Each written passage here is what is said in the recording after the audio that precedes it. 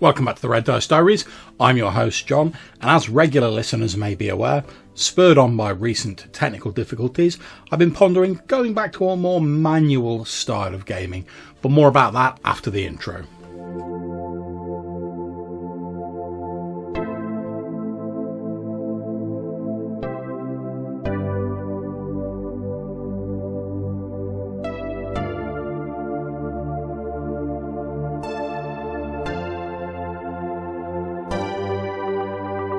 So, as I said before the intro, I've been considering going back to a more manual method of gaming, and in fact I did a whole episode on this a few weeks ago called Could I Go Back to Old School Manual Gaming? I'll put a link to that in the description if you want to check that out. Obviously, I'm not going to go full face-to-face gaming, since that's really not a possibility with my current gaming group, since a few of them live in different countries to me. As part of this effort though, I've been looking at streamlining the emphasis on VTTs, virtual tabletops, in my game. And I've been looking at the simple VTT Owlbear Rodeo. Again, link in the description. And in fact, my old mucker, Pete Jones of the Dragons Are Real podcast, did a great episode on that. I'll put a link to his YouTube episode down below. It's also used in the drop-in OSE game that I'm currently playing in, run by Gavin Norman of Necrotic Gnome fame. So I've been tinkering around with Owlbear Rodeo over the last week or two just to get a feel of how it works really, and whether I think it could be a useful alternative to me.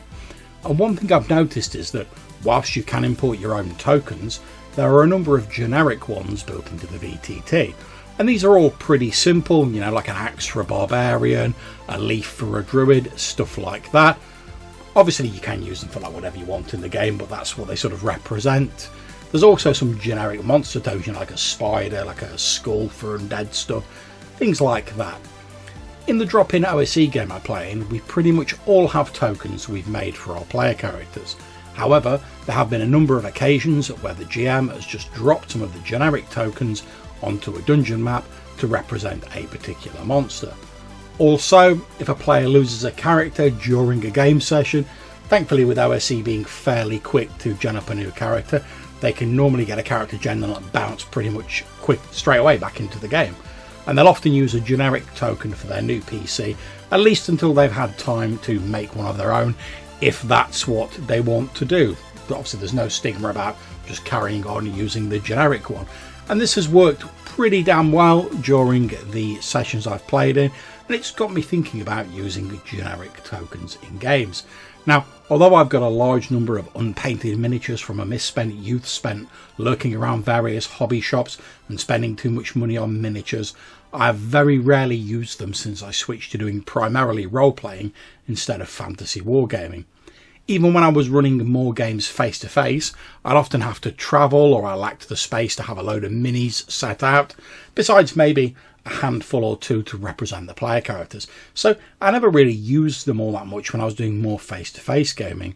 However, I have used tokens and counters to represent player characters and monsters, and there were several companies back in the D20 days, probably still are, that produced monster tokens that could be cut out and used.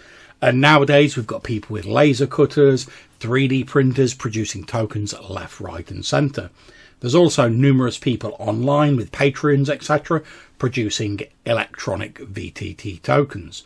For example, I'm subscribed to Paperforge Patreon, and they do some great tokens. Again, link down below. Now, as I said earlier, I used to spend an ungodly amount of time lurking around my local game shop, Spirit Games. Now, to be fair, that was partly because I worked right next door, and also my wife worked there. And obviously they sold lots of board games as well as RPGs, card games, etc.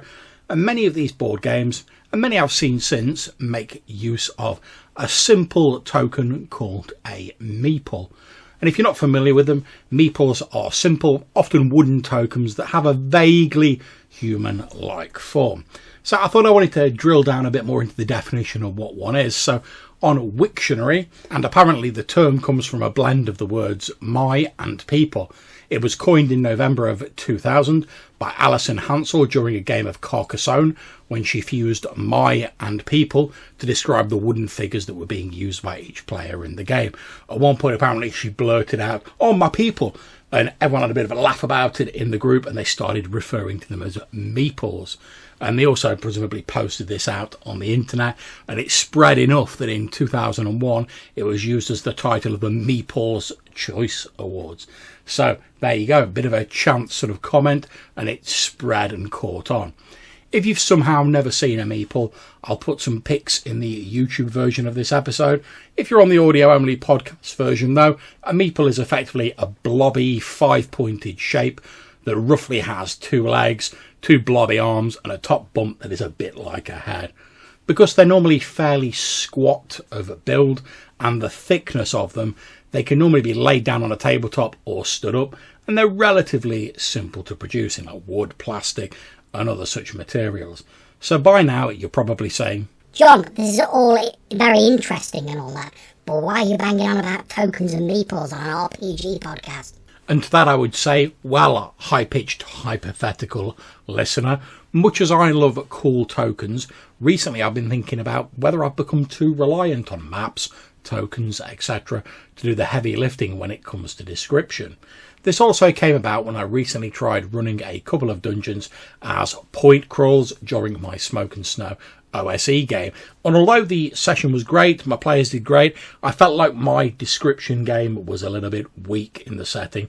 Perhaps because I got used to just giving a basic description and relying on a nice map to sort of handle the heavy lifting for me. Well, having well-drawn tokens can be great, and it can provide a useful visual hook for the players. However, in my opinion, it can also lock us into a certain mindset when it comes to what a creature or a character looks like. Since most of us, not all of us, but most of us place high priority on vision as a sense, having a token can cause us to slightly disregard whatever description the GM gives in favour of the picture in front of us. And I'm sure there's a quote about 1,000 words in there somewhere. However, I've noticed that when I'm playing in the OSE game and the generic owlbear tokens are used, I tend to pay a great deal more attention to the description given by the GM. The token in this situation is just giving me the basic position and allows me to distinguish one type of enemy from another, and that's it. If I want to know more about the enemy and start forming a strategy against them, then I really need to pay attention. I'm not getting distracted by that cool picture on the token. I think this could also be carried forwards to face-to-face gaming. If you've got a load of great painted miniatures on the table, that's absolutely brilliant, more power to you. However, you need to be careful that the miniatures don't become an end unto themselves. After all, D&D is a game that largely takes place in the imagination, and it seems a shame to limit ourselves to whatever miniatures or tokens we have available. And this is where meeples and other basic tokens come in. They can be used in a face-to-face game, and because they come in a variety of colours, they can be used to distinguish between the different types of enemies without distracting the players from the actual action going on. For example, let's say the heroes break into a dungeon chamber and there are 3 orc warriors and an orc shaman in there. The GM might say, as you enter the chamber, 3 hunched bestial humanoids with grey-green warty skin turn and snarl in your direction, raising rusted pitted weapons. Behind them, a small squat figure, bedecked in bones and the viscera of his enemies, begins to mumble some guttural syllables in a foul language as thin flickers of flame begin to gather around its crooked claws. The GM can then plop down 3 green meeples or tokens to represent the orc warriors and a red token or meeple to represent the mage. And since you've already described the orcs as having grey-green skin and the shaman as having fire-like powers, it should be pretty obvious to anyone with even the smallest amount of nous what the meeples actually represent.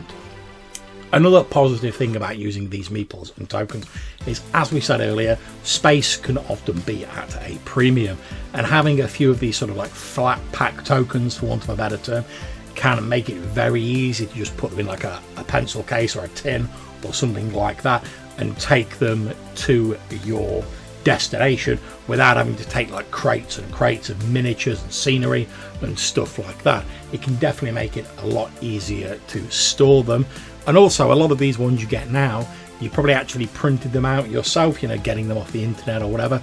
So if you lose a few tokens or some of them get damaged, you can always print out some more, or you can photocopy some more. It's not like, if you've got a spectacularly painted miniature, it gets knocked off a table and someone treads on it, and then that's a lot of effort wasted, or you've got to spend a lot of time repairing it. Let's face it, miniatures tend not to look as good once they've been broken and repaired as they do at the start. So, now don't get me wrong, I have nothing against people who want to use beautifully painted miniatures or anything like that. It's just something I've been thinking about recently. How much have we come to rely on these sort of like props, I suppose? And I think in my case, and obviously I can only speak for myself, I've maybe come to rely on them a little bit too much. And I think for myself, scaling that back a bit might help me to sort of get back into the groove of like improving my description game and stuff like that. So there we are. There are my thoughts on the benefits of Meeples and potentially these more generic tokens being used in RPGs. You got anything to say on the subject? Do you think Meeples are rubbish? Do you think they're the best thing since sliced bread? Or do you want to talk about something else related to tabletop RPGs? Episodes past, present or future? Or just generally have a chat? If you do, then you can leave us a voicemail message using SpeakPipe or Anchor, link in the descriptions down below. You might be featured in a future voicemail call-in episode of the audio podcast, or you can send us an email to rddrpgpodcast@gmail.com. Until we see you again, take care, stay safe, and whenever you're playing, have fun.